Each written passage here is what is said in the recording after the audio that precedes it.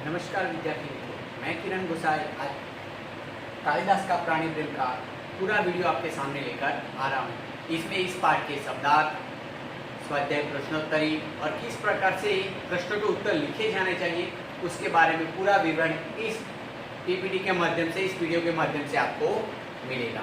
तो चलो हम इस पाठ के लिए आगे बढ़ते हैं। ये चैप्टर कक्षा 10वीं का छठा चैप्टर है, कालिदास का प्राणी प्रेम। इसके लेखक हैं मोहन राकेश और ये साहित्य प्रकार है नाट्यहास। ठीक है, चलो शुरू करते हैं। इस पीपीटी को आप ध्यान से देखिए।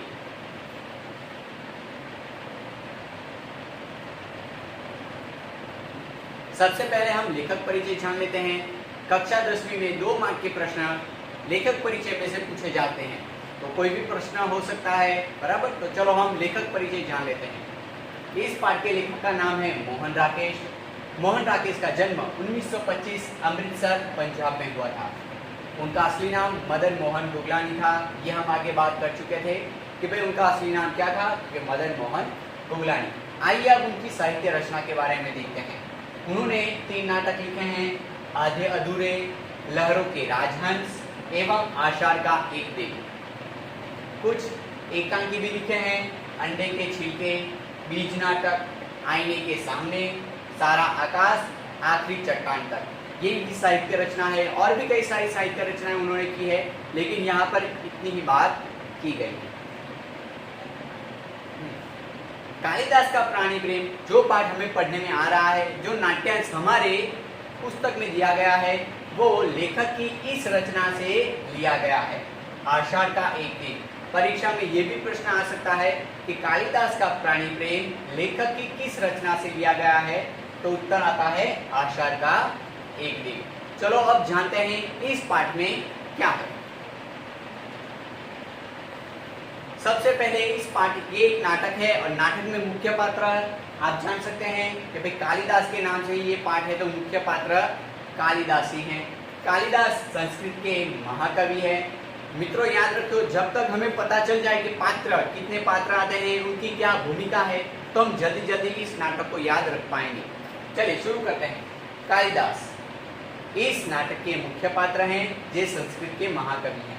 दूसरा पात्र आता है मल्लिका, जो कालिदास की स्त्री मित्र है। यहाँ पर हम उसे प्रेमिका भी कह सकते हैं और स्त्री मित्र भी कह सकते हैं। अंबिका मल्लिका की माता जी हैं और दंतुल राजपुरुष।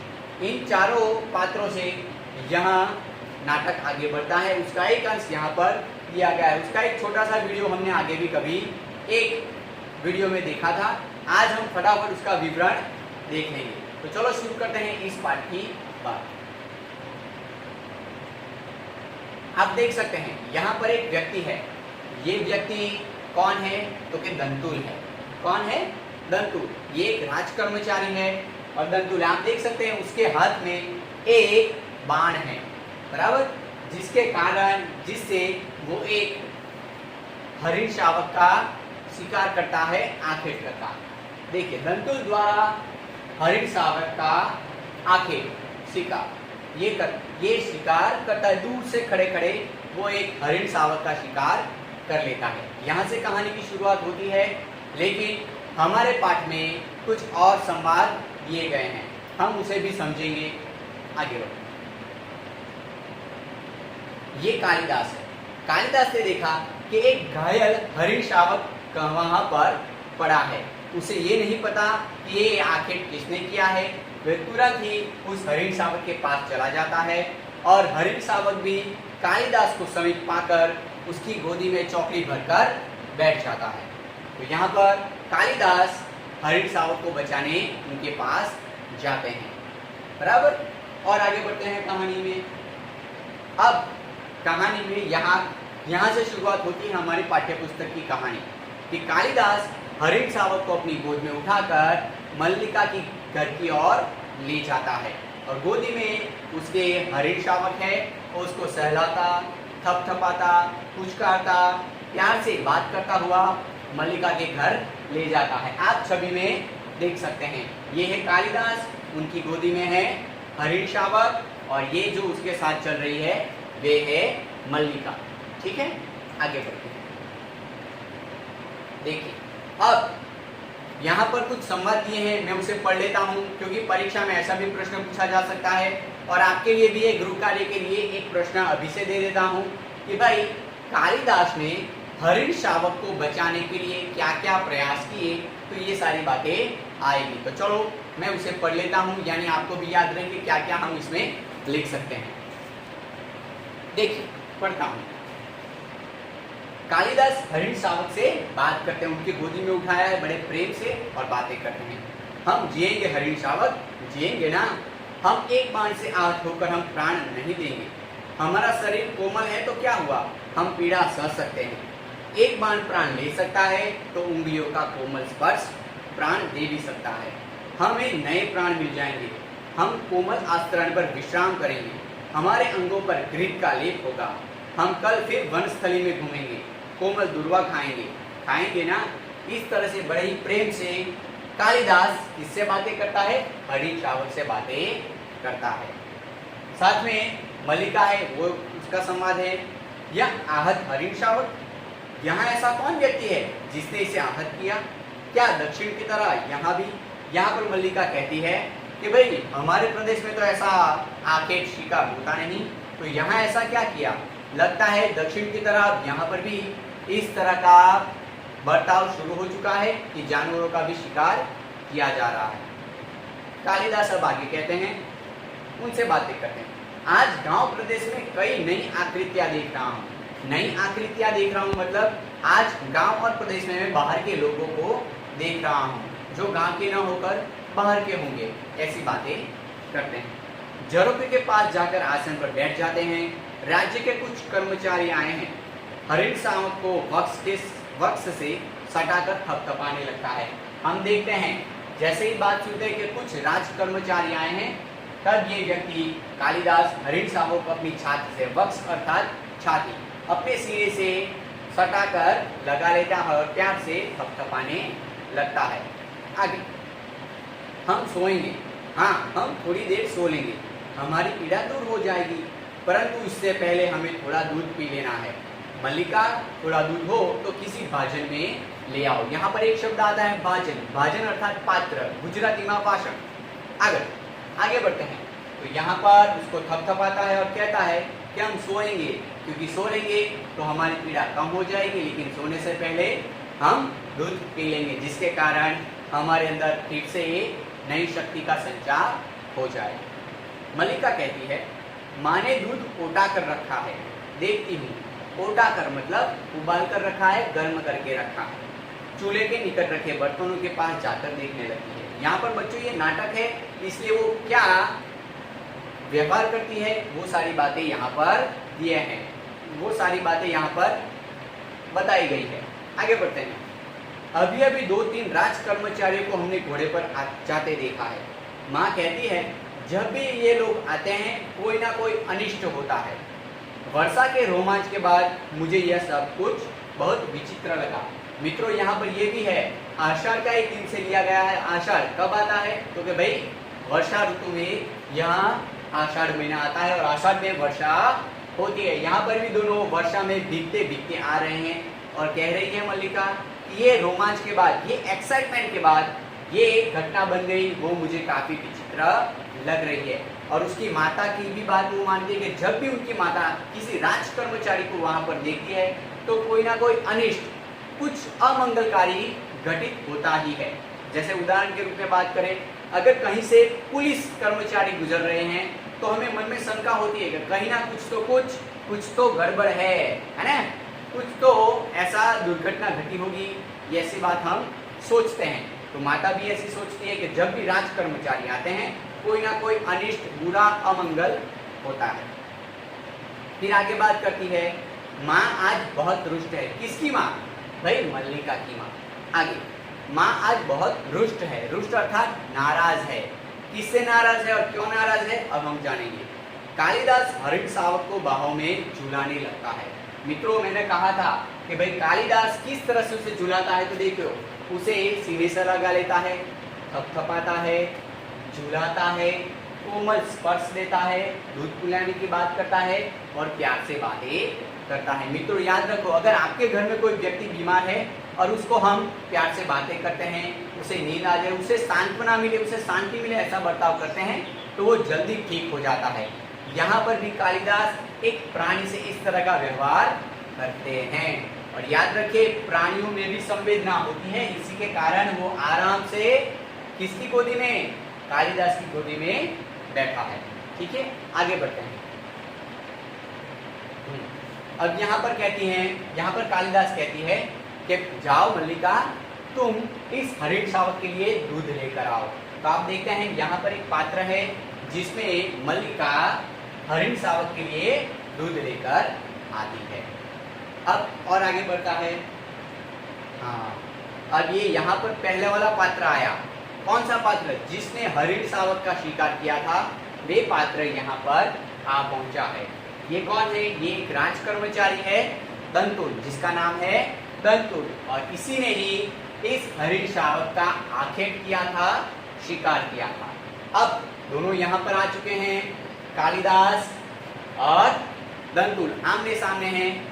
किसके लिए क्या वो संवाद होते हैं, ये यहाँ पर और डिटेल से बताए हैं, इसे हमें पढ़ना होगा, जिसके कारण परीक्षा में ऐसा भी प्रश्न पूछा जा सकता है कि कालिदास और दंतुल के बीच में क्या संवाद हुए, अपने शब्दों में लिखे। तो आपको ये लिखना पड़ेगा, क्योंकि यहाँ पुस्तक में इनके संवाद ही ज्यादा दिए हैं। चलिए इसे हम पढ़ते हैं। तो दंतुल कालिदास और मल्लिका के पीछे पीछे वहां पर आ जाता है। यहाँ तक वो कैसे पहुंचा, उन दोनों के बीच में क्या बातें होती है, देखते हैं। यहाँ पर मुद्दा लिखा है मैंने, घायल हरिण शावक के लिए दोनों में बहस। कौन दोनों? कालिदास और दंतुल के बीच में क्या बहस होती है, देखते हैं।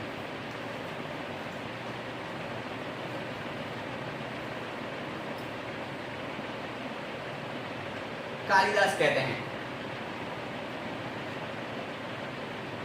दूध मुझे दे दो और उसे बाहों में ले लो। दूध का भाजन उसके हाथ से ले लेता है। मल्लिका हरिण शावक को बाहों में लेकर उसका मुंह दूध के निकट ले जाती है।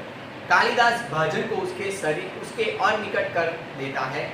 हम दूध नहीं पिएंगे, नहीं, हम ऐसा हठ नहीं करेंगे, हम दूध अवश्य पिएंगे। जैसे छोटे बच्चों को समझाते हैं, उसी प्रकार कालिदास इस हरिण शावक को समझाते हैं, नहीं, छोटे बच्चे ऐसी जिद नहीं करते, हम ऐसा बोलते हैं, यहाँ पर भी हम ऐसी जिद न करेंगे, हठ न करेंगे और दूध पिएंगे। और कालिदास उस हरिण शावक को दूध पिला देता है। उसी वक्त दंतुल वहां पर आ जाता है। अब दंतुल क्या कहता है, सुनिए। दूध पिलाकर इसके कोमल मांस को और कोमल कर लेना चाहते हो? कालिदास और मल्लिका चौंकर उसे देखते हैं।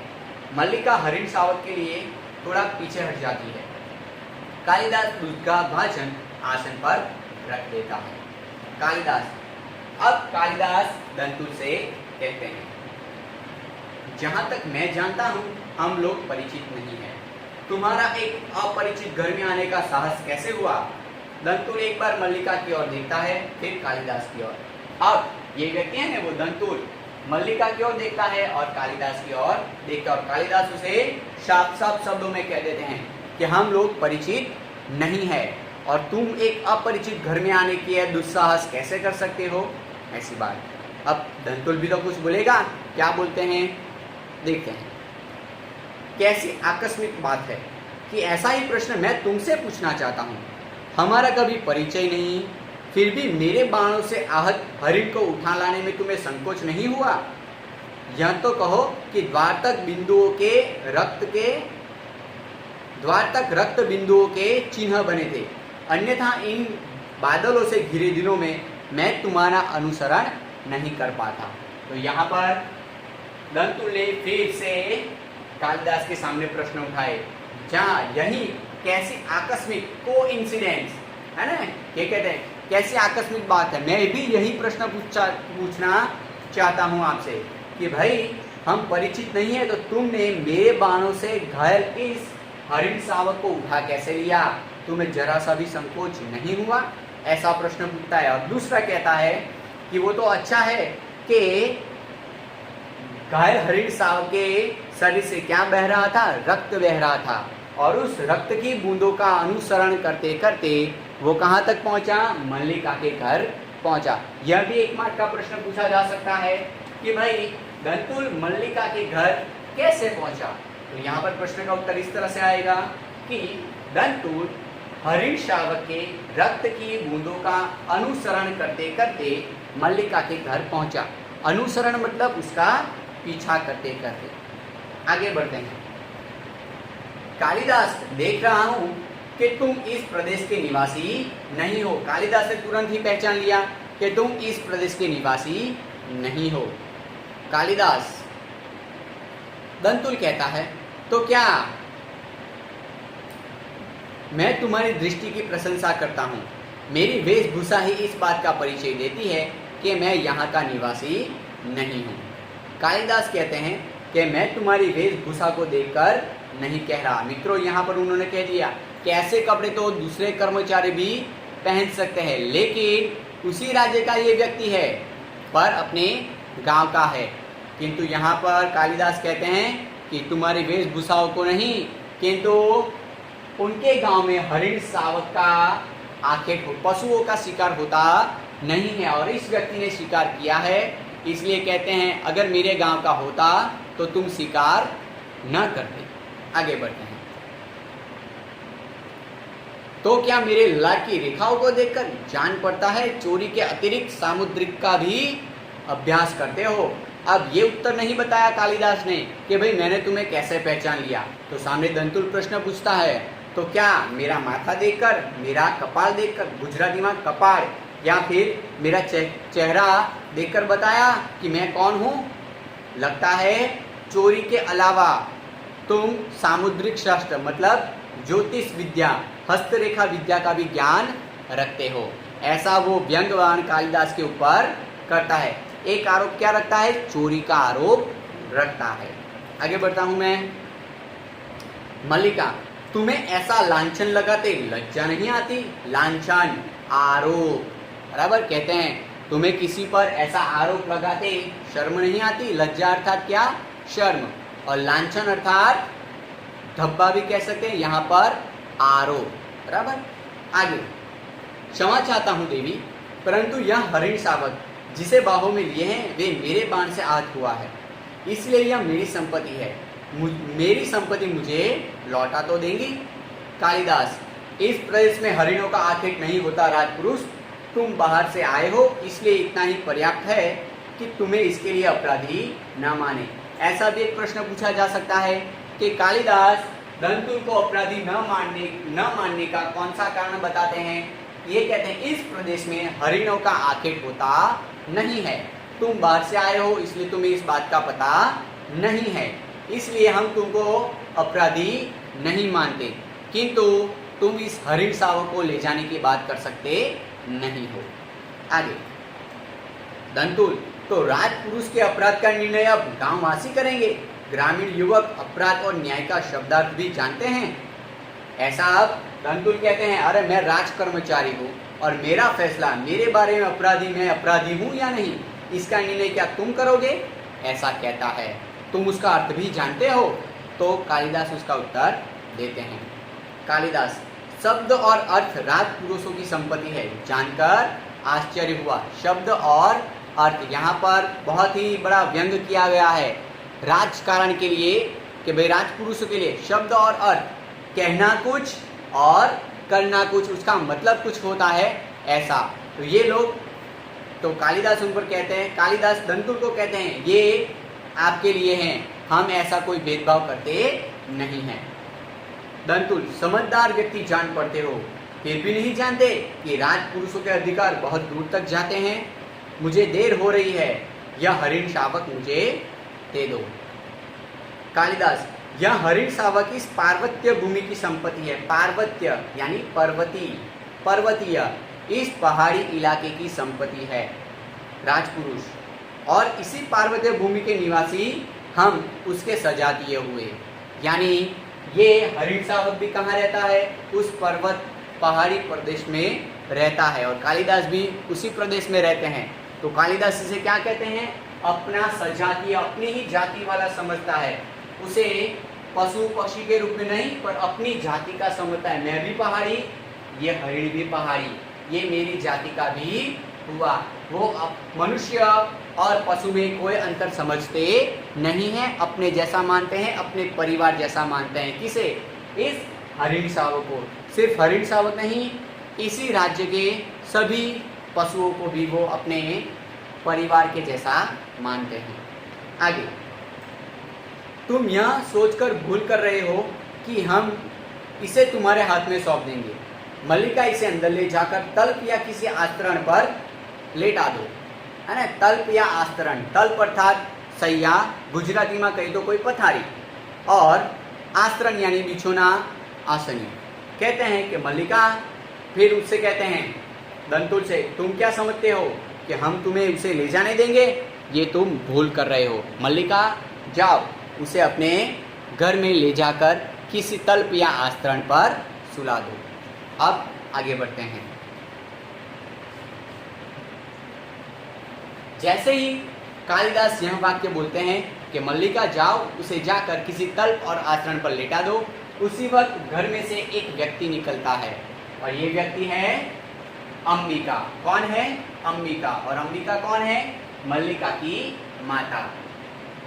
कालिदास हरिण शावक को लेकर किसके घर गए हैं? मल्लिका के घर। ये मल्लिका है और ये मल्लिका की माता। उसी क्षण कौन निकलता है घर के बाहर? ये बात सुनकर मल्लिका की माता अंबिका घर के बाहर निकलती है और ये उसका संवाद आता है। देखो, इस घर के तल्प और आस्तरण हरिण शावकों के लिए नहीं है। मना कर देते कि इस घर में हरिण शावक के लिए कोई जगह नहीं। मैंने यहाँ पर मुद्दा भी रखा है कि घर में पशुओं के प्रवेश पर विरोध करती अंबिका, बराबर। और अंबिका कौन है? मल्लिका की माता। मल्लिका समझने का प्रयत्न करती है, तुम देख रही हो माँ कि यह घायल हरिण शावक है और इसको अभी आराम की सख्त ज़रूरत है। लेकिन मल्लिका मानती नहीं और कुछ और कहती है। हाँ, देख रही हूँ, इसलिए तो कह रही हूँ, तल्प और आस्तरण मनुष्यों के लिए, मनुष्य के सोने के लिए हैं, पशुओं के लिए नहीं। परीक्षा में ये भी प्रश्न पूछा जा सकता है कि यह वाक्य किसने बोला और किसको कहा, बराबर। तो प्रस्तुत वाक्य मल्लिका की माता अंबिका बोलती है और मल्लिका को कहती है। ऐसा भी लिख सकते हैं कि मल्लिका अंबिका बोलती है और मल्लिका को कहती है। ठीक है, कब कहती है? जब उसे घर में सुलाने की बात करते हैं और वो मना करती है, और मना करते हुए यह वाक्य कहती है। याद रखिए बच्चों, परीक्षा में 3 अंक के प्रश्न पूछे जाते हैं। आशय स्पष्ट कीजिए, जिसमें एक वाक्य होता है और आपको इस तरह से समझाना होता है। एक विद्यार्थी ने व्हाट्सएप पर मुझे मैसेज किया था कि सर सभी के उत्तर मिल गए, लेकिन इसका उत्तर कैसे लिखना है? तो 3 अंक का प्रश्न है, हम सीधा 1-2 पंक्ति में लिख देंगे तो हमें 3 मार्क्स मिलेंगे नहीं। तो कैसे लिखना है, आखिर में मैंने वर्णन किया है, मैं फिर से वो बात करूँगा। अब हम और आगे बढ़ते हैं।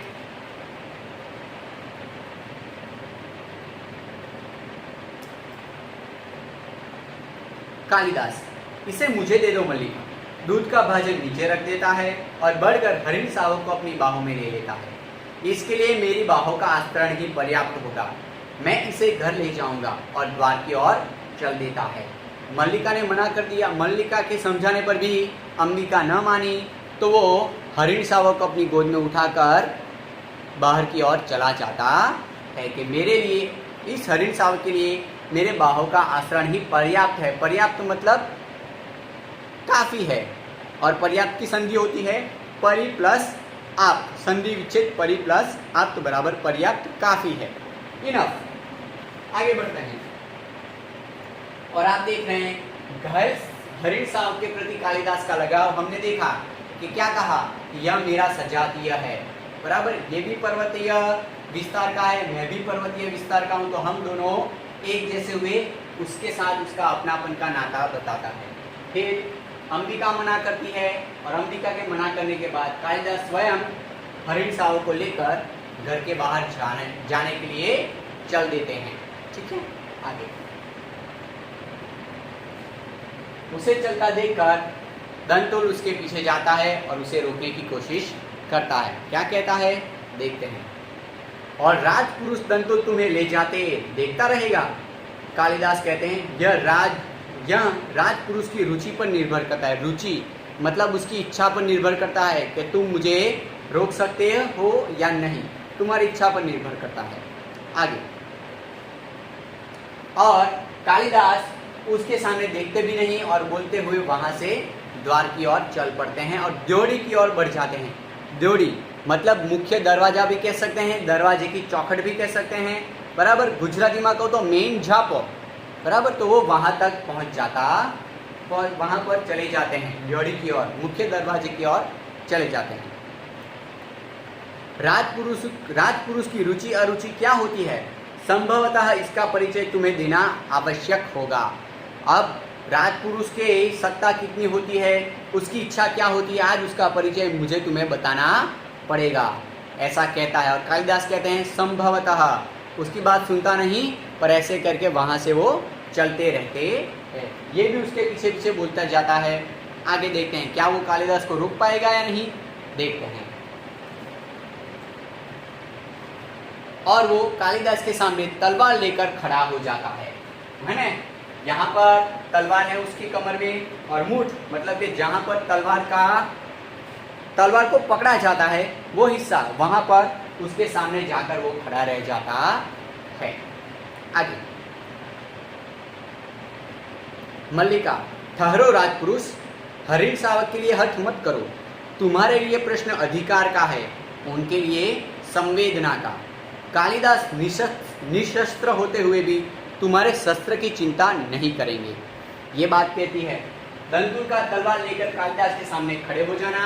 अब उसे कौन रोकने जाता है, तो दंतुल को रोकने उसके सामने मल्लिका जाती है। मल्लिका उसको रोकने जाती है और जब ठहरो राजपुरुष, और फिर बात करती है। ये पंक्ति भी पूछी जा सकती है कि ये पंक्ति कौन बोलता है, किसे कहता है, ठीक है। तो ये मल्लिका की पंक्ति है और दंतुल को रोकते हुए कहती है। फिर से मैं पढ़ता हूँ, ठहरो राजपुरुष, हरिण शावक के लिए हट मत करो, हट जिद मत करो, तुम्हारे लिए प्रश्न अधिकार का है, उनके लिए संवेदना का, है ना। ये प्रश्न भी पूछा जा सकता है अधिकार का, तुम्हें तो सिर्फ उसके ऊपर हक चाहिए, है ना, मालिकी चाहिए उसके ऊपर। लेकिन कालिदास के लिए ये कोई वस्तु कि कोई प्रॉपर्टी नहीं है, उसके लिए वो संवेदना है, फीलिंग्स है, अपनापन की भावना है, ऐसी बात करते हैं। कालिदास निशस्त्र होते हुए भी तुम्हारे शस्त्र की चिंता नहीं करेंगे। इस पाठ में पहली बार दंतुल के सामने कालिदास शब्द का जिक्र होता है और कालिदास सुनते ही दंतुल के व्यवहार में बदलाव आ जाता है। देखते हैं, कालिदास का नाम लेकर मल्लिका बातें करती है और पहली बार ये बात आती है कि कालिदास निशस्त्र यानी बिना शस्त्र के होते हुए भी तुम्हारे शस्त्र की चिंता करेंगे नहीं, मतलब कि तुम उसे मार भी दोगे ना तो भी वो तुम्हारे सामने रहेंगे, है ना, पर हरिण शावक को छोड़कर जाएंगे नहीं। कालिदास का नाम सुनते ही दंतुल के व्यवहार में बदलाव आ गया। क्या बदलाव आ गया, देखते हैं। कालिदास, तुम्हारा अर्थ है कि मैं जिनसे हरिण शावक के लिए तर्क कर रहा था वे कवि कालिदास हैं। जैसे ही कालिदास का नाम सुना, अब दंतुल के व्यवहार में बदलाव आ गया और वो कहता है कि अब तक मैं जिसके साथ बहस कर रहा था वो व्यक्ति कवि कालिदास है। देखा आगे, मल्लिका कहती हाँ, परंतु तुम यह कैसे जानते हो कि वो कवि कालिदास हैं? कैसे जानते हो? सामने प्रश्न पूछा, भाई कालिदास तो तुम जान गए, लेकिन वो कवि है ऐसा तुम कैसे जानते हो? तो उसका भी उत्तर आप कौन बताएगा? दंतुल उसका उत्तर बताता है। क्या बताता है, देखिए। कैसे जानता हूं? उज्जैनी की राज्यसभा का प्रत्येक व्यक्ति ऋतु संहार के लेखक कवि कालिदास को जानता है। मतलब कि उज्जैनी, ये राजपुरुष कहाँ से आया है? उज्जैनी से। और उज्जैनी का प्रत्येक व्यक्ति ऋतु संहार के लेखक, कौन लेखक? कालिदास। ऋतु संहार के लेखक कालिदास को जानता है। प्रश्न ये भी हो सकता है कि उज्जैनी का प्रत्येक व्यक्ति कालिदास को किस रचना के लिए जानता है? तो ऋतु संहार के लिए वे जानते हैं। आगे, उज्जैनी की राज्यसभा का प्रत्येक व्यक्ति ने जानता है। ये बात सुनकर मल्लिका भी स्तंभित हो जाती है, आश्चर्यचकित हो जाती है। सम्राट ने स्वयं ऋतु संहार पढ़ा और उसकी प्रशंसा की है। इसीलिए आज उज्जैनी का राज्य ऋतु संहार के लेखक का सम्मान करना चाहता है और उन्हें राजकवि का सम्मान देना चाहता है। आचार्य वररुचि इसी उद्देश्य से उज्जैनी से यहाँ आए हैं। बराबर। अब फिर से दंतोल उनके बारे में कहता है कि उज्जैनी के प्रत्येक व्यक्ति ने ऋतु संहार पढ़ी है और इसीलिए वो कालिदास को जानते हैं। स्वयं सम्राट, सम्राट अर्थात राजा, राजाओं के राजा भी कह सकते हैं। सम्राट स्वयं राजा, राजाओं के राजा सम्राट ने ऋतु संहार पढ़ी है और वे खुद उनको राजकवि का आसन देना चाहता है ना। राजकवि के आसन पर विराजमान करना चाहता है। किसको? कालिदास को। यहाँ पर मुद्दा लिखा है, दंतोल द्वारा कालिदास की प्रशंसा हो रही है।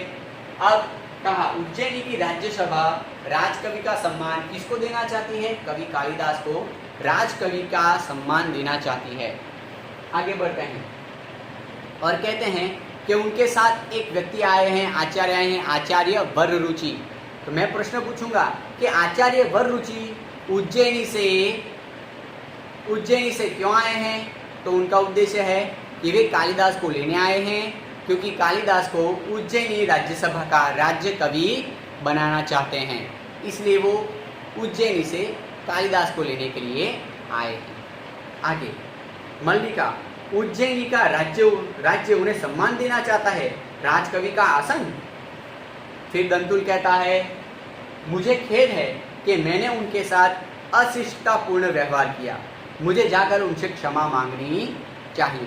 आखिर में उसे पछतावा होता है कि मैंने उनके साथ अशिष्टतापूर्ण व्यवहार किया, उसके लिए मुझे खेद है, उसके लिए मुझे दुख है, मैं उनसे क्षमा याचना मांगूंगा। यहाँ पर हमारा एक पाठ पूरा होता है। बहुत सारे शब्द हैं जो अब अगली पीपीटी में मैं आपके सामने रखने जा रहा हूँ, आप देख लेना। कोई भी प्रश्न हो आप मुझे व्यक्तिगत मैसेज कर सकते हैं मेरे नंबर पर। अभी भी बहुत सारे प्रश्न हैं आपके सामने मैं रख रहा हूँ, देखते रहिए। अब यहाँ पर बहुत सारे शब्द आए हैं, लगता है आप वहाँ पर से पढ़ ना रहे हो, लेकिन पढ़ ना पा रहे हो, पर यहाँ से मैं बोल देता हूँ। पहला शब्द है हरिण शावक, हरिण का बच्चा। लहू, खून, रक्त, गुजराती में रुधिर, शोणित। आहत यानी घायल, कौन घायल हुआ है? तो कि भाई हरिण शावक घायल हुआ है। किसके बाणों से घायल हुआ है? तो भाई दंतुल के बाणों से घायल हुआ है। आस्त्रण अर्थात बिछोना, आसन। विश्राम, आराम। घृत, घी। दुर्वा, एक प्रकार की घास, गुजराती में दरो, हिंदी में दूब कहते हैं। द्वार यानी दरवाजा, वक्ष यानी छाती। आगे कुछ शब्द हैं। कोमल, कोमल अर्थात कोमल का विरोधी होगा कठोर। भाजन, बर्तन, पात्र, गुजराती में वासण। अनिष्ट, बुरा, अयोग्य, अमंगलकारी। रुष्ट, नाराज है। मैं प्रश्न पूछूंगा, इस पाठ में मल्लिका क्यों रुष्ट है? मल्लिका नहीं, अंबिका क्यों रुष्ट है? ये भी आ सकता है। उत्तर क्या आएगा? इस पाठ में मल्लिका रुष्ट है तो भाई वर्षा में मल्लिका कालिदास के साथ भीग कर आई है, इस बात के लिए अंबिका रुष्ट है क्योंकि लोगों द्वारा निंदा की जाएगी, लोगों द्वारा निंदा की जाएगी और ये लोग ऐसे ही घूमते रहते हैं, इस बात के लिए मल्लिका की माता अंबिका रुष्ट है, नाराज है। आगे कुलाज यानी चौकड़ी भरना, यानी हिरन दौड़ता दौड़ता 4 पैरों से सीधा कूदकर कालिदास की गोदी में आ जाता है। अनुमान है ना, तो माता जी ने अनुमान लगाया है, अंदाजा लगाया कि ये लड़की कालिदास के साथ ही वर्षा में भीगकर आई है, इसलिए उनसे नाराज है और लोग भी उनको ताना मारेंगे, हैं शादी नहीं हुई और ऐसे घूमते हैं, ऐसा ऐसा ऐसा। चलो आगे। अपवाद है ना, अपवाद यानी निंदा, लोग निंदा करेंगे किसकी? है ना, मल्लिका की। तो माता को चिंता होती है अपने पुत्री की। हट, जिद, ड्योडी, मुख्य दरवाजा या दरवाजे की चौखट, गुजराती में मेन झापो पण कही सके। आगे बढ़ते हैं। ये शब्द बच्चों आप लिख लेने हैं, और भी कुछ प्रश्न हो तो आप मुझसे कह सकते हैं। अब आता है आखेट। कौन आखेट करता है? दंतुल आखेट करता है। किसका आखेट करता है? हरिण शावक का आखेट करता है। अब आखेट यानी शिकार और आखेटक शिकारी। पर्याप्त काफी, उसकी संधि विच्छेद परि प्लस आक। पार्वतीय अर्थात पर्वतीय पहाड़ी इलाका, सजातीय एक ही जाति के, तल सैया पथारी, सहसा अचानक सडनली, रुचि उसकी इच्छा पर निर्भर करता है ऐसा, खुद खेत यानी दुख। परिचित का विरोध परिचित अर्थात जान पहचान वाला, बराबर। तो परिचित का विरोधी अपरिचित, अनुसरण पीछा करना, यानी यहाँ अनुसरण सिर्फ पीछा लिखा है, पीछा करना भी हो सकता है। निवासी रहने वाला, वेशभूषा पहनावा, ललाट माथा कपाल। आगे सामुद्रिक हस्तरेखा विद्या, ज्योतिषी विद्या भी कह सकते हैं। लांछन आरोप, लज्जा शर्म। फिर यहाँ पर और है प्रत्येक, प्रति प्लस एक संधि विच्छेद हुआ, व्यवहार बी प्लस अवहार। अब फिर बदलाव आने के बाद कुछ नए नए शब्द आए। सम्राट अर्थात राजा। यहाँ पर किस राज्य के सम्राट की बात कर रहे हैं? तो के भाई उज्जैनी, बराबर। उज्जैनी के सम्राट ने कौन सी रचना पढ़ी है? ऋतुसंहार। ऋतुसंहार के लेखक कौन? कवि कालिदास। उज्जैनी का प्रत्येक व्यक्ति कौन सी रचना के लिए कालिदास को याद करता है? तो भाई ऋतुसंहार। उज्जैनी की राज्यसभा कालिदास को कौन से आसन पर विराजमान करना चाहती है? तो राजकवि के आसन पर। और कालिदास को अपने साथ ले जाने के लिए उज्जैनी से कौन से आचार्य आए हैं? तो आचार्य भररुचि उनके साथ आए हैं। ठीक है, ये सारे प्रश्न हमने यहाँ पर जान लिए। कुछ प्रश्न मैंने भी रखे हैं, आपको मैं पढ़कर सुनाऊंगा क्योंकि मेरे हस्ताक्षर शायद आपको दिख ना पाए। मैं पहला प्रश्न, आपको ये प्रश्न लिखने हैं। 10 प्रश्न मैं बच्चों को अपने आप देता हूँ, आप भी दूसरे 5 प्रश्न बन सकते हैं तो बना सकते हैं। 2-2 वाक्य के प्रश्न हैं तो भी बना सकते हैं। आप कोई भी प्रश्न पूछो, आपको उसका उत्तर आना चाहिए और उत्तर अपने आप भी बनाना आना चाहिए। ठीक है, चलो पहला प्रश्न पढ़ता हूँ। ये सारे प्रश्न एक एक वाक्य के हैं। पहला प्रश्न, कालिदास का प्राणी प्रेम लेखक के किस नाटक का अंश है? उत्तर आपको पता है, मैं नहीं बोलता। दूसरा प्रश्न, हरिण शावक किसके बाणों से घायल हुआ था? कालिदास हरिण शावक के अंगों पर किसका लेप करना चाहते हैं? मल्लिका की मां क्यों रुष्ट थी? दंतुल मल्लिका के घर कैसे पहुंचा? उज्जैनी का प्रत्येक व्यक्ति कालिदास को किस लिए जानता है? उज्जैनी की राजसभा कालिदास को कौन सा सम्मान देना चाहती है? दंतुल को किस बात का खेद हो रहा था? उज्जैनी के सम्राट ने कालिदास की कौन सी रचना स्वयं पढ़ी है? और आखिर में प्रश्न है मैंने रखा है, कालिदास दंतुल को अपराधी न मानने का क्या तर्क बताते हैं? बराबर, ये प्रश्न एक एक वाक्य के। मित्रों, आप भी एक एक वाक्य के प्रश्न अगर बना देते हैं तो उसके उत्तर भी आपके मन में आते हैं और आप बहुत सारी बातें समझ जाते हैं। मैं आपको और भी होमवर्क देने वाला हूँ, 2 प्रश्न देने वाला हूँ। स्वाध्याय कार्य तो आपको करना ही है, लेकिन उसके अलावा अगर कुछ कार्य हो तो भी आपको करना है।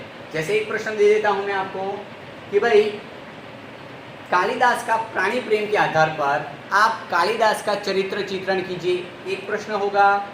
दूसरा प्रश्न ये होगा कि कालिदास ने हरिण शावक को बचाने के लिए क्या क्या प्रयास किए। 2 प्रश्न रखता हूँ और आगे बढ़ते हैं। हाँ, नमस्कार मित्रों, ये याद रखिए परीक्षा में 3 अंक का प्रश्न पूछा जाता है। अगर यही बात है और उसके अंक कम है तो लिखने का तरीका बदल जाएगा, लेकिन ये 3 अंक का प्रश्न है तो सारा विवरण देना पड़ेगा। और याद रखिए इसी प्रकार लिखना जिसके कारण आपके अंक में कोई कटौती ना हो। देखते हैं क्या लिखा है मैंने। आशय स्पष्ट कीजिए। तुम्हारे लिए प्रश्न अधिकार का है, उनके लिए संवेदना का। अब ये प्रश्न है, आशय स्पष्ट कीजिए। अब आशय स्पष्ट में क्या आता है? कौन कहता है, किसे कहता है, कब कहता है, क्यों कहता है, ये 4 बातें आनी चाहिए। उसके अलावा आप आदत बना दो बच्चों। मुझे पता है बोर्ड के पेपर चेक करने जाते हैं तो यही विवरण होता है कि पहले 3 मार्क का प्रश्न है तो पाठ का नाम, किस पाठ का ये प्रश्न है, ऐसा पाठ का नाम, उसके लेखक वो भी है, और उसका साहित्य प्रकार हो वो भी कर सकते हैं, किस अंश से लिया गया वो भी आप लिख सकते हैं। तो ये आदत रख दो। तो यहाँ पर भी 3 मार्क का प्रश्न है, इसलिए मैंने यहाँ पर कुछ इस तरह से लिखा और आपको ऐसा ही लिखना है जिसके कारण आपको पूर्ण अंक प्राप्त हो सके। चलो, और याद रखिए इसमें ये पंक्ति लिखनी है, सीधा उत्तर लिखेंगे नहीं। यहाँ पर पंक्ति लिखी है, पाठ कालिदास का प्राणी प्रेम, लेखक मोहन राकेश। बात आ गई, कौन से पाठ का प्रश्न? कालिदास का प्राणी प्रेम, लेखक कौन? मोहन राकेश। अब क्या उत्तर आएगा? प्रस्तुत वाक्य मल्लिका दंतुल को कहती है। बराबर, यहाँ पर आपको 1 मार्क्स मिल जाता है। प्रस्तुत वाक्य मल्लिका दंतुल को कहती है, 1 मार्क्स का हुआ। अब दूसरे 1 मार्क्स के लिए क्या करना है? क्यों कहना पड़ा वो बात आती है।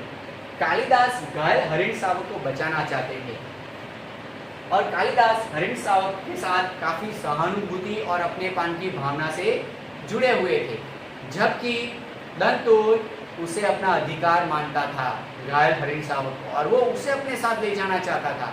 इसके लिए दोनों में बहस होती है और कालिदास उसे अपने साथ लेकर चले जाते हैं और उसे रोकने के लिए दंतुल उनके पीछे जाता है और उसी समय मल्लिका उसके सामने खड़ी हो जाती है और उसे रोक देती है। और उसे रोकते वक्त मल्लिका यह वाक्य बोलती है कि ठहरो राजपुरुष, तुम्हारे लिए प्रश्न अधिकार का है, उनके लिए संवेदना का। तो मित्रों 3 मार्क के प्रश्न में ये बात आएगी और आखिर में ये वाक्य फिर से आना चाहिए।